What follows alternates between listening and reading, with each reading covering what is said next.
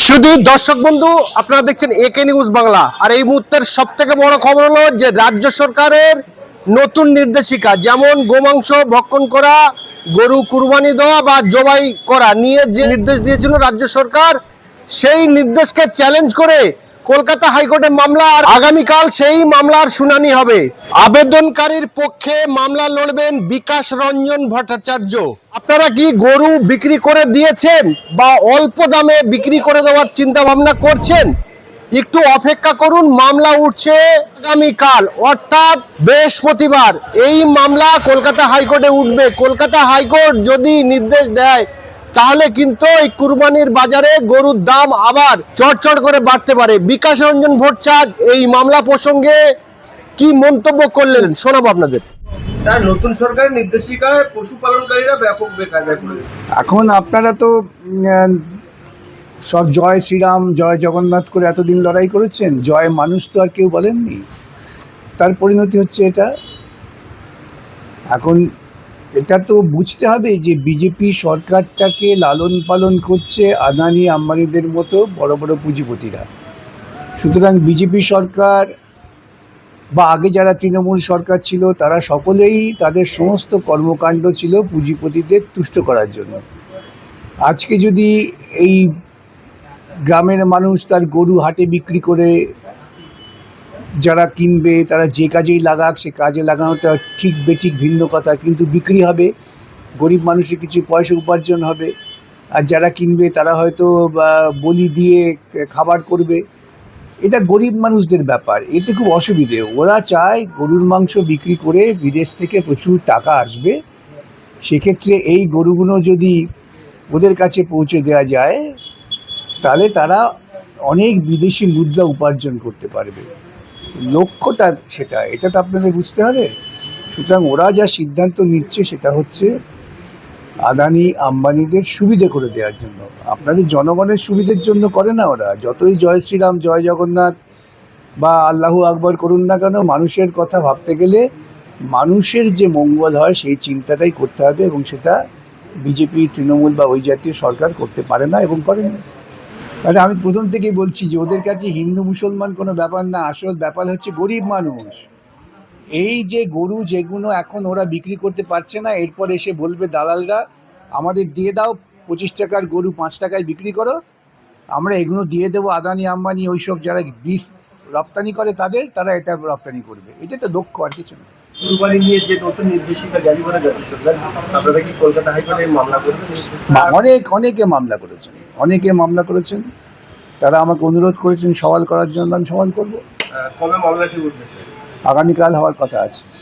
Sir, মানুষের ভোটে তো সরকার নির্বাচিত, কিন্তু প্রচুর মানুষ হঠাৎ করে সরকারের নির্দেশিত যে কুরবানি দেওয়া যাবে না, এতে মানুষ বিপদে পড়েছে। মানুষ যদি বিপদ ডেকে আনে, তারা যদি আয় আমার ঘরে বিপদ আয় বলে বিজেপি তৃণমূলের মতো রাজনৈতিক দলকে ভোট দেয়, তো মানুষকে ভুগতে হবে। এটা কী করা যাবে? আমার কৃতকর্মের ফল আমাকেই ভুগতে হবে। তারা তো আমাদের কথা তখন গ্রহণ করেননি, গ্রহণ করতে চাননি। তারা মনে করেছিলেন সিপিএমকে হাঁটিয়ে আমরা তৃণমূলকে আনি, অনেক লাভ হবে। তারপরে দেখলো তৃণমূলের লাভ হচ্ছে না, ভাবলো তৃণমূলকে ছাড়িয়ে বিজেপিকে আনি। কেন বড় বড় প্রচার মাধ্যম আপনাদের এটাই বুঝিয়েছে যে তৃণমূল কিংবা বিজেপি, ও বামেরা কী হবে, বিকাশবাবু চেঁচাবেন চেঁচিয়ে যাবেন, এই আপনাদের ধারণা ছিল। তার পরিণতি ভুগছে না আজকে। আমাদের প্রতিবেশী রাষ্ট্রগুলো টেকনোলজিতে যখন আকাশ ছোঁয়া তারা এগিয়ে যাচ্ছে, আমরা মন্দিরের নিচে শিবলিঙ্গ এবং কে কি খাবে এই নিয়ে করে দেবো। তাই তো আমাদের পাশের দেশ চীন আমাদের পরে স্বাধীন হয়েছিল। তারা আজকে বিজ্ঞান প্রকৌশল কৃতবিদ্যা এইসব করে গবেষণা করে আমেরিকাকে কান ধরে টানছে। আর আমরা এখন পড়ে আছি গোমূত্র আর গোবর এই নিয়ে গবেষণায়। শিক্ষাক্ষেত্রে অনুদান বন্ধ করে দিচ্ছেন কেন্দ্রের বিজেপি সরকার। তারা গবেষণার জন্য কোনো টাকা দিচ্ছেন না। তারা বিশ্ববিদ্যালয়ের অধ্যাপকের শূন্যপদ পূরণ করছেন না। তারা বলছেন গোমূত্র আর গোবর নিয়ে গবেষণা করো, তবে টাকা দেবো। তাহলে সেই আপনারা যাদের ভোট দিয়েছেন তারা এর বাইরে যাবে কি করে? আপনারা তো মানুষের জনগণের মঙ্গলের জন্য, আমরা জনগণ, মানুষের জনগণের মঙ্গলের কথা ভেবে তো ভোট দিই না। আমরা তো প্রচারে ভেসে গিয়ে ধর্মীয় আবেগে ভোট দিই। ধর্মটা যে ব্যক্তিগত আচরণে তা দিয়ে যে সমাজ রাজনীতি চলে না, এটা তো আমরা বুঝিনি, তার পরিণতি এটা। এই হাটগুলো আজকে সকালে যখন দেখছিলাম যে কেন্দ্র বাহিনী দিয়ে কার্যত যারা গরু নিয়ে এসেছিল বা তাদেরকে তাড়িয়ে দিয়ে, এবং তাতে সবচেয়ে বেশি ক্ষতিগ্রস্ত যে গরিব মানুষগুলো, ওই যারা সারা বছর গরু রেখেছে, ধার করে টাকা দিয়ে হয়তো গরু চাষ করেছে বা গরু কিনেছে, তারা আজকে রাস্তায় বসে যাবে, তাদের বলবে যা একটা করে বাটি দিয়ে দিচ্ছি, রাম মন্দিরে গিয়ে বসে ভিক্ষে করো। এইটাই তো বিজেপির পরিকল্পনা। সেই পরিকল্পনাটা আমাদের বুঝতে হবে এবং সময় এসেছে সমস্ত মানুষকে এখন ঐক্যবদ্ধ হয়ে লড়াই করতে হবে। আদালতে অনেক মানুষ এসছেন, আদালতে মামলা হবে আগামীকাল, আমরা দেখি কী করতে পারি, কিন্তু মানুষকে মাঠে ঘাটে লাঠি হাতে লড়াইয়ের জন্য নামতে হবে। এক শ্রেণীর মানুষ বগল বাজাচ্ছে, তারা বলছেন যে কোন এক সম্প্রদায়ের মানুষের গোমাংস খাওয়া থেকে বিরত করেছে, এটা আমাদের কৃতজ্ঞ। কিন্তু সেই জায়গা দেখতে পাচ্ছি যে আরো এক শ্রেণীর মানুষ যারা এই পশু পালন করে, তারাও হিন্দু সম্প্রদায়ের মানুষ, তারা বলছে যে আমরা বিজেপিকে ভোট দিয়ে কি বিপদে পড়েছি। শুনুন, আমি বলছি সবসময় ক্ষতিগ্রস্ত হয় গরিব মানুষেরা। এই গরিব মানুষদের বিভাজনের জন্য কখনো গরুর মাংস, কখনো ভেড়ার মাংস, কখনো ছাগলের মাংস, দুদিন বাদে বলতে পারবে তা ঘাস ছাড়া কিছু খাওয়া যাবে না। ঘাসের বাইরে অন্য কিছু খেলে আমার বড় আবেগে লাগছে, ভাবাবেগে, যে এত ঘাস থাকতে আপনারা কেন ফল খাচ্ছেন, এটা বলবে ওরা। সেই দিকে তো আমাদের নিয়ে যাচ্ছে, আর আমরাও তো সেই ওদের পরিচালিত পথে ঘাস খাওয়ার জন্য এগোচ্ছি। আজকে যারা ভাবছে যে একদল মানুষের খাদ্যাভ্যাস, তারা গরুর মাংস খেতে পাচ্ছে না বলে আমরা খুব উল্লসিত, কাল যখন তাদের ঘাট ধরে ঘাস খাওয়াবে তখন তারা কি উল্লসিত হবে? সুতরাং কিছু কাজ করতে গেলে না অনেক দূর ভাবতে হয়। একটা প্রচলিত কথা আছে, ভাবিয়া করিও কাজ, করিয়া ভাবিও না। আমরা এখন করিয়া ভাবছি। ভারতবর্ষের বিজেপি শাসিত যেসব রাজ্যগুলো রয়েছে সেই সব রাজ্যগুলো আমরা মিডিয়াতে বা সোশ্যাল মিডিয়াতে দেখি যে বুলডুজার রাজ চলছে।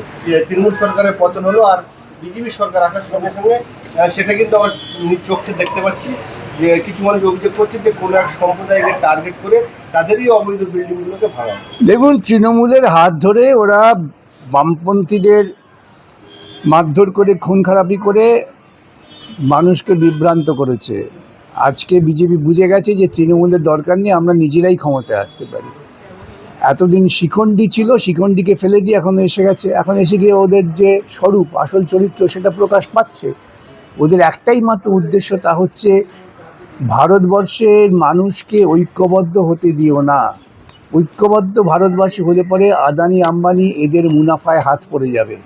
আজকে ভারতবর্ষের বিজেপি সরকার, মোদি শুধুমাত্র ওই ব্যবসায়ীদের স্বার্থেই কাজ করছেন, সাধারণ মানুষের স্বার্থের কথা তারা ভাবেন না, এবং সেই তাদের পাতা ফাঁদে আমরা পা দিয়ে ফেলেছি। আপনারা বিরোধীরা বারবার অভিযোগ করে এসছেন যে তৃণমূল এবং বিজেপির মধ্যে কোনো পার্থক্য নেই, মুদ্রা রেপিডার অভিযোগ যে 55% মানুষ মনে করছেন যে হ্যাঁ বিজেপি তৃণমূলের সেটিং রয়েছে, তৃণমূলের সরকার পরিবর্তন হয়েছে, যে সেটিংয়ের কথা সেটাকে বিজেপি তৃণমূলের সঙ্গে নিয়ে বয়ে বেড়াবে বলে যাচ্ছে। এখন তৃণমূল সবই তো বিজেপি হয়ে গেছে, তৃণমূল দলের তো কোনো অস্তিত্ব নেই, সবই তো বিজেপি হয়ে গেছে। আমি তো বলছি জামা পাল্টেছে, আর কিছু পাল্টায়নি। এবং আপনারা দেখতে পাচ্ছেন তো প্রতিদিন প্রতি মুহূর্তে যে একই আছে সমস্ত কর্মকাণ্ড, শুধু জামাটা পাল্টেছে, একটু মোড়ক পাল্টেছে, আর কিছু না।